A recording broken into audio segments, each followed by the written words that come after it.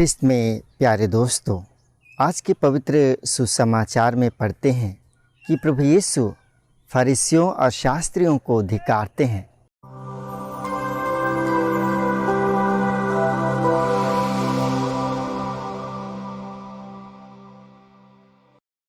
प्रभु यीशु का फरीसियों और शास्त्रियों को धिक्कारने का कारण क्या हो सकता है? पहला कारण यह है कि फरीसी और शास्त्री जितने भी नबी हुए पुराने विधान के, जिनकी उनके पूर्वजों ने हत्या कर दी थी, उनकी वे दिखावे के लिए बड़े बड़े मकबरे बनवाते थे और स्वयं वे उन नबियों के प्रति अपना आदर या सम्मान नहीं दिखाते थे। यहाँ तक कि उनकी शिक्षा का वे स्वयं अनुकरण नहीं करते थे।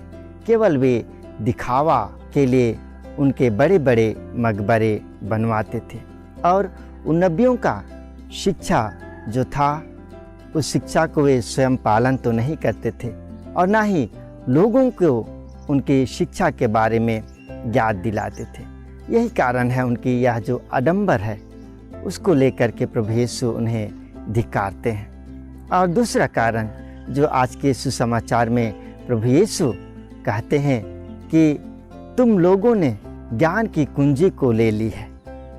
शास्त्रियों और फरीसियों को प्रभु के पवित्र वचन, पवित्र बाइबल को विश्लेषण करना या तो व्याख्या करने का सामर्थ्य मिला था।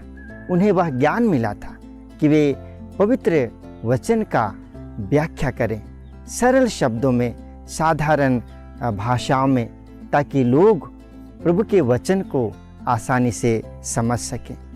लेकिन ये फरीसी और शास्त्री स्वयं के शर्त को पूरा करने के लिए प्रभु के वचनों का, पवित्र बाइबल का विश्लेषण, व्याख्या कठिन शब्दों में करते थे और लोगों को इतना कठिन होता था प्रभु के वचन को समझने के लिए।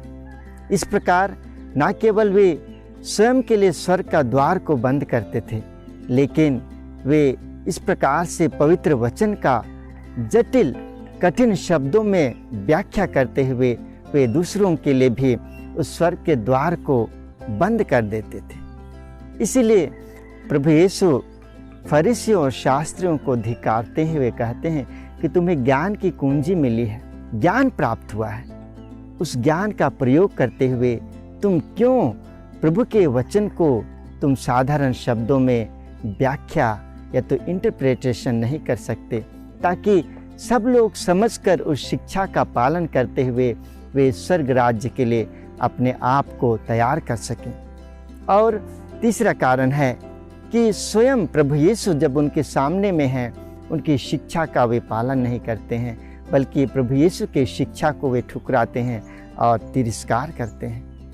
यही कारण है कि प्रभु यीशु आज पवित्र सुसमाचार में फरीसियों और शास्त्रियों को उनके दिखावा और धार्मिक आडंबर के लिए धिक्कारते हैं। ख्रिस्त में प्यारे दोस्तों, जब हम आज के सुसमाचार पर मनन चिंतन कर रहे हैं, तो आइए हम स्वयं के लिए यह विचार करें, मनन करें कि जिस प्रकार फरीसी और शास्त्री प्रभु के वचन को जटिल बनाते थे, लोग उनके व्याख्या को समझ नहीं पाते थे।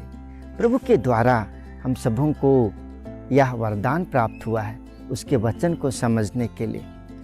हमें यह पूछना है कि हम प्रभु के वचन के प्रति प्रेम भक्ति रखते हुए उस समझदारी के साथ जब हम प्रभु के वचन को समझते हैं, पढ़ते हैं, तो क्या हम हमारी समझ को दूसरों के साथ साझा करते हैं? और दूसरी बात है कि क्या हम प्रभु के प्रति, प्रभु के वचन के प्रति लगाव रखते हुए, प्रेम रखते हुए उस वचन को और अधिक समझने के लिए हम प्रभु से सामर्थ्य, अनुग्रह, पवित्र आत्मा का कृपा मांगते हैं।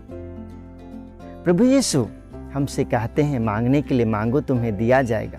आज के सुसमाचार पर मनन चिंतन करते हैं, तो आइए हम प्रभु से यह कृपा मांगे, अनुग्रह मांगे कि हमारे जीवन में हम प्रभु के वचनों को लेकर के धार्मिक आडंबर ना करें, अपने धर्म को, अपने विश्वास को लेकर के हम दिखावा ना करें, बल्कि प्रभु के ज्ञान और सामर्थ्य से हम जो प्रभु के वचन को समझते हैं उसका साझा हम एक दूसरे के साथ कर सकें। आमीन।